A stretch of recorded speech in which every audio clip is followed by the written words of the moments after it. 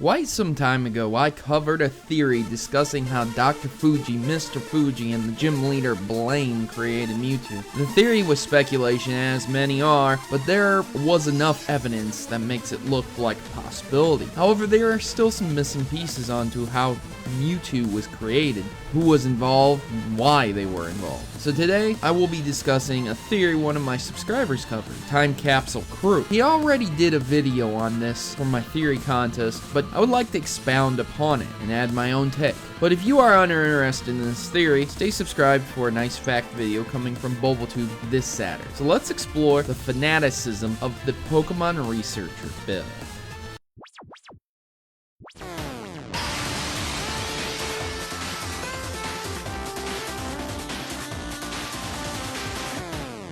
Today's video will be crossing a lot of canons, so just keep that in mind, and I will be referencing Origins, the games, and the anime. I would like to begin by giving a rundown of Mewtwo. There is a full video on how Mewtwo was created, and in the first movie depicts it a bit in the beginning as well. I strongly suggest you watch those origin stories, but the basic story is a group of scientists funded by Giovanni created Mewtwo after finding DNA left behind by Mew. The scientists were Dr. Fuji, Mr. Fuji, and Blaine. Blaine lent his DNA to create Mewtwo. Dr. Fuji did the research, and Mr. Fuji worked on Mega Evolution as shown in Pokemon Origins. All of these statements have facts backing them in each canon, whether it be manga, Origins, the games, movies, or just the anime. Even though I am crossing canons, it's very odd that all three of the big ones almost seamlessly in both the games, movies, and Origins connect to each other. Mewtwo destroyed the mansion and escaped. So the base of Mewtwo is done. How does Bill fit into this? Bill is a Pokemon researcher, and he's located on the northmost of Kanto, even though he has a house in Fuchsia City. Oddly enough, Bill also has a house in Johto. In the Mystery of the Lighthouse episode, Ash and his friends are introduced to the Pokemon researcher named Bill. Bill is so dedicated, he makes full Pokemon robotic suits to get into the head of Pokemon. This is the same Bill that created the Pokemon storage system, which means he had to identify the algorithm of each and every Pokemon in order to store their energy properly. You wouldn't want any missing nodes coming up, right? When at the lighthouse, Bill has a massive wall filled with screens highlighting multiple Pokemon, way past 150, which was the original Pokemon. Kinda odd, since once again, Mewtwo is 150 and Mew is 151. We all know this is due to Mew being a last-minute addition. There is also a stone tablet door that has Mewtwo etched on it. I've talked about it in the past, how Pokemon change on the door as well, frame to frame. So this is really early in the anime. How did Bill know about Mewtwo, let alone have a stone door and Mewtwo along with many legendary Pokemon as well on it? Remember what I said about that massive screen Bill had? He had spaces for more than 150 Pokemon. I would like to suggest that Bill is also a time traveler, and Bill has seen every Pokemon just like Oak did with Soul. Speaking of Oak, Bill and Oak are very good friends. Coincidental, isn't it, that all these individuals somehow intersect with each other when it comes to Mewtwo?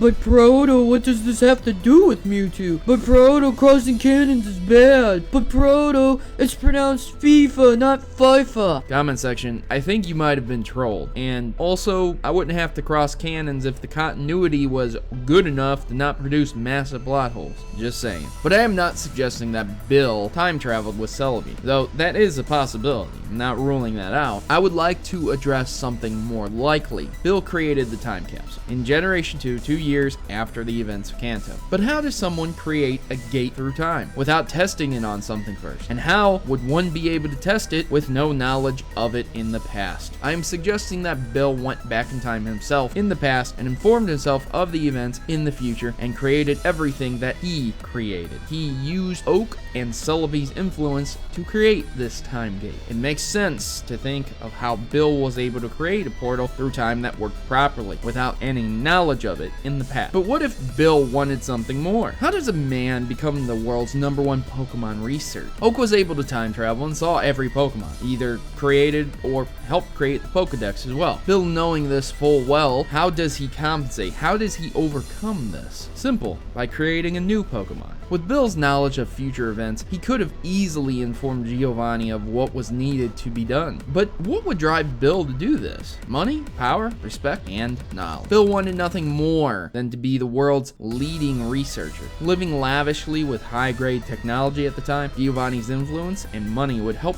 Bill do exactly what he desired. It isn't hard to imagine that Mewtwo may have never been created in Kanto. Mew had rarely been observed by anyone, if anyone. Even Miyamoto ended up dying when she was chasing down Mew. Oak may have been the only person to have seen Mew. Knowing this, he could have worked with Bill and a few other researchers, informing them of this Pokemon. However, there is no way Giovanni would have ever known Mew existed without that info, unless Bill approached him discussing what he knew. If Bill planted the ideas in all the heads of those needed to complete the Mewtwo project, he would have been one of the only people in the world that would have known about this Pokemon's existence. This would have made Bill the man who knew the events of Kanto before they came to pass, and how to capture and prevent the release of Mewtwo. This is why Bill could have set up Silphco and the Lavender Tower, getting a ghost type to fight against Mewtwo, and then he of course knew the tragic events of the Pokemon Mansion. Bill used his gate through time, talking to his future self to become the most intelligent researcher there was. With his connection to Oak, Bill may have known about every Pokemon in existence before anyone else. Even though this isn't absolute, one thing is for sure: Bill had something to do with Mewtwo due to that stone door carving. Bill may look like a nice, good-hearted person, but no one knows what he's done with his life. Ladies and gentlemen, I hope you enjoyed this theory, and maybe you will look at Bill in a different way now. As for me, I will look forward to your comments down below. Leave me a like, and I've been your host, Protomario. I'm signing out. Good gaming, and God bless. Thanks for watching my video and making it to the end. If you want to see my theories a day early, make sure to head over to my Patreon, where donators get a day early viewing of my newest theories. And follow me over on Twitter to see my updates about certain videos and access to some cool unlisted hidden content as well. If you don't have Twitter, I am on Tumblr too, so be sure to check out my videos on your preferred social networks, or subscribe here on good old YouTube. I've been on YouTube for a while now, and I don't plan on going anywhere soon, so I hope you keep supporting me by liking the video and sharing it where you can on Facebook or Twitter or other forums as well. Thank you again for taking a bit of time out to support me, and I hope to see you here next time on Pokemon Theory.